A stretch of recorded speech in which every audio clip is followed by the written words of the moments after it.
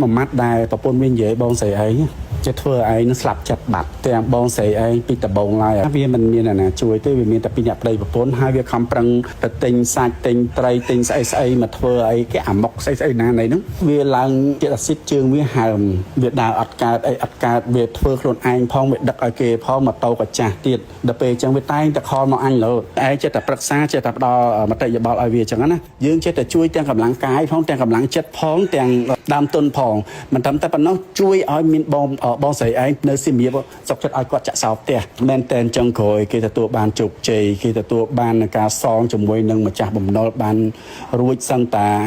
50-60% គេចាប់ផ្ដើមបោះសម្ដីមកបដ ாய் ផ្អើតអ្នកសិល្បៈក្រោយព្រមថាទៅរិសាសម្លេងរបស់អ៊ុនសធាមុនពេលស្លាប់ទំនងចង់និយាយពីស៊ុនវីតា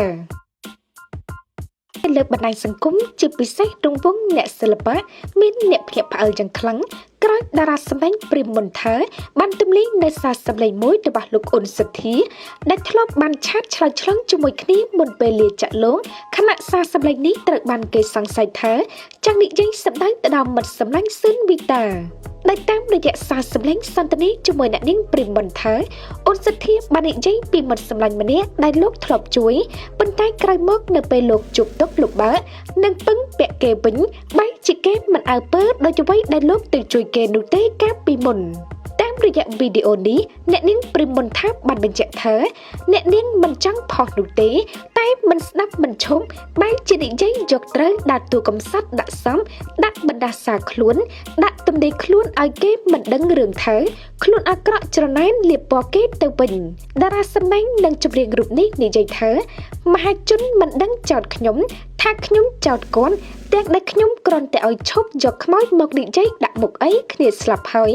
ខ្ញុំទៅជំនួសសុធាព្រោះមិនមែនមិត្តតែម្នាក់ទេខ្ញុំក៏ជាមិត្តដែរគ្នាតែងតែឆាតមកនិយាយរឿងក្នុងចិត្តឲ្យធូរព្រោះគ្នាបាក់ទឹកចិត្តណាស់ហើយខ្ញុំគ្រាន់តែនិយាយសំណេរចង់ឲ្យគាត់ឈប់គាត់កែក៏ប៉ុន្តែគាត់ដាក់ទំនាយដាក់បដាសាខ្ញុំថាខ្ញុំលៀបពណ៌មិនទទួលកំហុសមិនឈប់មិនទទួលយកការពិតខ្លួនឯងទាំងដែលដឹងខ្លួនឯងនៅតែកុហកខ្លួនឯងថាសាច់រឿងនោះយ៉ាងម៉េចហើយកុំឆ្ងល់ថាខ្មោចបន្តោងភ្លើងនោះមកពីអីតែដល់ពេលឪពុកឯងគាត់ខូចទៅហ្នឹងវាប៉ះចំឯងគាត់ឆ្នាំទៀតវាយត់យំដាក់វាធ្វើឯងដាក់គ្រប់បែបយ៉ាងទាំងមនុស្សទាំងការងារទាំងមិត្តភ័ក្តិបែបមិនក៏ជួបបែបមិនក៏ស្គាល់ធ្វើឲ្យយើងនេះភ្លឺភ្នែកសស្គូសហ្មងទីបំផុតជាក់ស្ដែងពេលដែលយើងជួបទុកវិបត្តិទាមទាររកជំនួយតែទីបំផុតគេប្រឡែងយើងគ្រប់គ្នាអ្នកដែលចាប់ដៃយើងអ្នកដែលជួយយើងគឺមានតែសាច់ឈាមឯងបងប្អូនឯងបើមិនជាឯងគឺគ្មានហ្មងសូម្បីតែមិត្តភ័ក្តិចិត្តស្និទ្ធដល់ថ្នាក់ជួយគេតាំងពីដើមមកដល់ពេលឯងជួបទុកពេលឯងជួបលំបាកពឹងគេម្ដងដោយអស់អាស័យប្រជាចុងត្រង់ចំណុចនឹងហើយដែលឯងខ្លាចមនុស្សមិនមែនជួយគេដើម្បីឲ្យគេតបគុណមកវិញទេតែគេមានមើលឃើញយើងត្រង់ចំណុចនឹងណាគេគិតថាយើងនឹងប្រងឯណាជួយគេដើម្បីអីដើម្បីទាមទារសំណងទាមទារការតបគុណមែនរហូតដល់យើងបាត់បង់គ្រប់បែបយ៉ាងទាំងការងារទាំងទំនុកចិត្តទាំងមិត្តភ័ក្តិនិយាយទៅរឿងគ្រប់សពបែបយ៉ាងទាំងមិត្តភ័ក្តិនិយាយកាន់តបែកកាន់តហោពាក់ព័ន្ធជាមួយនឹងមហោបឯងអត់ចង់ធ្វើទេដោយសារតែធ្វើទៅវាជាន់ជាមួយនឹងមិត្តភ័ក្តិ10000ឆ្នាំដែលយើងខំជួយតាំងពីណាណីរហូតដល់ថ្នាក់ឲ្យបងស្រីមកជួយទៀតទាំងក្មួយតែបងប្អូនគេមិនដែលអើពើមិនដែលមើលមុខហើយក៏មិនដែលពឹងបានទៅជាឯងអ្នកដតីសិក្សាយកចិត្តទុកដាក់ចំពោះគេជាងសាច់ឈាមឯងទៅទៀតព្រោះឯងធ្លាប់លំបាកព្រោះឯងធ្លាប់ជួបទុក្ខអញ្ចឹងមានគេជួយក្នុងគ្រានឹងគឺជារឿងមួយដែលល្អបំផុតដែលយើងត្រូវដឹងគុណគេដែលយើងត្រូវស្គាល់គេដែលយើងត្រូវសងគេអានេះហៅថាគុណធម៌តែដល់ពេលដែលឯងជួបមិត្តភ័ក្តិម្នាក់នឹងឯងគិតថាម្នាក់នឹងហើយគឺជាមិត្តភ័ក្តិស្លាប់រស់គឺជាមិត្តភ័ក្តិ10000ឆ្នាំតែទីបំផុតមិត្តភ័ក្តិ2ឆ្នាំមិនតាន់គ្រប់ផងអញ្ចឹងវាគ្រប់បែបយ៉ាងទាំងអស់វាមានដើមមានហេតុរបស់វាធ្វើឲ្យឯងនេះវាអស់លីងរហូតដល់ឯងនឹងលែងមានមិត្តភ័ក្តិហើយឡើយទៅជាមានឆ្កែនេះស្និទ្ធស្នាលជាងវាបារម្ភពីឯងជាងមុនបងស្រីឯងដែលថាពាក្យមួយម៉ាត់ដែលប្រពន្ធវានិយាយបងស្រីឯងจะធ្វើឯងនឹងស្លាប់ចិត្តបាត់ទាំងបងស្រីឯងពីដំបងឡើយវាមិនមានណាជួយទេវាមានតែពីអ្នកប្តីប្រពន្ធហើយវាខំប្រឹងទៅទិញសាច់ទិញត្រីទិញស្អីមកធ្វើអីគេអាមុកស្អីណាណីហ្នឹងវាឡើងជាតិអាស៊ីតជើងវាហើមវាដើរអត់កើតអីអត់កើតវាធ្វើខ្លួនឯងផងវាដឹកឲ្យគេផងម៉ូតូក៏ចាស់ទៀតដល់ពេលអញ្ចឹងវាតែងតែខលមកអញលោឯងចេះតែប្រឹក្សាចេះតែផ្ដល់មតិយោបល់ឲ្យវាអញ្ចឹងណាយើងចេះតែជួយទាំងកម្លាំងកាយផងទាំងកម្លាំងចិត្តផងទាំងដើមទុនផងមិនត្រឹមតែប៉ុណ្ណោះជួយឲ្យមាន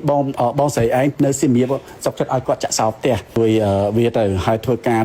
វាទៅកាលនោះឲ្យប្រាក់ថ្ងៃហ្នឹងគាត់ងើបពីព្រលឹមទៅអញ្ចឹងទៅ 20,000ចឹងទៅ30,000ចឹងទៅមួយថ្ងៃរហូតដល់យប់ម៉ោង8 9យប់ចឹងទៅទាំងម៉ែកូនអីចឹងណាកូនហ្នឹងអ្នកដឹកឲ្យទៅអាផ្លយក្មួយខ្ញុំហ្នឹងដល់ពេលមែនតែនចឹងក្រោយគេទទួលបានជោគជ័យគេទទួលបានការសងជាមួយនឹងម្ចាស់បំណុលបានរួចសឹងតា50-60% គេចាប់ផ្ដើមបោះសម្ដីមកបដ ហើយបងខ្ញុំការងារអីក៏ធ្វើដែរឃើញ Facebook ខ្ញុំ share ហើយការងារអស់ហ្នឹងបងស្រីខ្ញុំតាំងពីដើមមកសនុកសុខស្រួលគាត់អត់ដែរធ្វើទេតែអារម្មណ៍មួយដែលគាត់គិតថាគាត់ចាត់ទុកដូចបងប្អូនតែដល់ពេលមែនតែនប្រពន្ធមានបោះពាក្យសម្ដីមួយម៉ាត់ថាបងឯងប្រើពាក្យអ្នកមានគុណគឺអត់ត្រូវទេ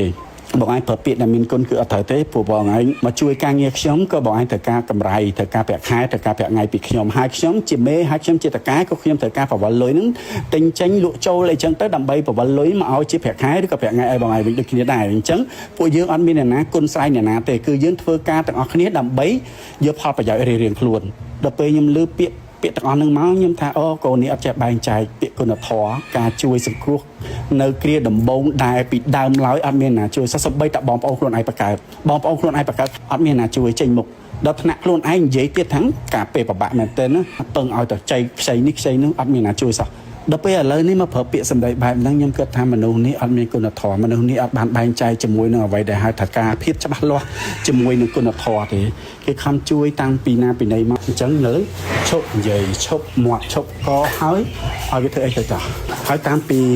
ដកបងស្រីខ្ញុំចេញមកសូម្បីតែពាក្យថាសំទោសសូម្បីថាការទទួលកំហុសឬក៏អីមួយដែលវាបានយ៉ាងហោចណាស់ក៏គួរនឹកឃើញគ្រាលំបាកយ៉ាងហោចណាស់ក៏គួរនឹកឃើញពេលដែលបងស្រីខ្ញុំទៅពីចម្ងាយពីសៀមរាបចាក់សោផ្ទះចោលទៅជួយវាដកគាត់ចេញដូចស្ពៃសូម្បីតែពាក្យថាសំទោសក៏អត់មានដែរសូម្បីតែពាក្យថាបកស្រាយបងស្រីខ្ញុំមុនចេញមកគាត់លះមកអស់សាច់អស់អាចអស់នោមហ្មងការងារអីក៏គាត់ធ្វើមនុស្សបងស្រីខ្ញុំគឺជាមនុស្សដែលស្អាតអនាម័យសូម្បីតែបន្ទប់ទឹកវាក៏បងស្រីខ្ញុំលាងដែរហើយមិនមែនមនុស្សតិចអ្នកណាបងប្អូនវាឡើង10-20នាក់ទាំងបុគ្គលិកផងអីផងហើយបងស្រីខ្ញុំអត់តែឃើញមិនស្អាតឃើញធំក្លិនឃើញស្អីៗ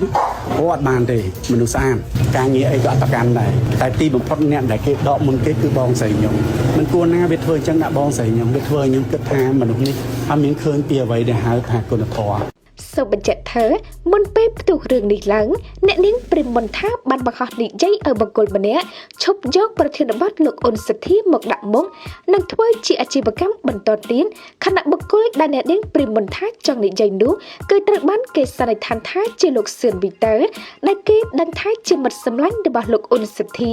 ហើយក៏ជាអ្នកដែលបានបួសមុខភ្លើងជួនដំណើរតារាសម្ដែងប្រុសរូបនេះចុងក្រោយផងដែរ